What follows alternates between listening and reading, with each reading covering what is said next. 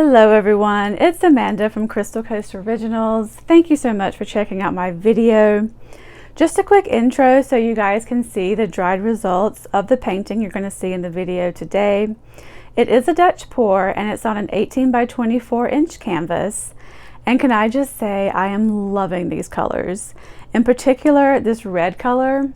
It is Bordeaux Red by Arteza, and it has taken me such a long time to finally get this color.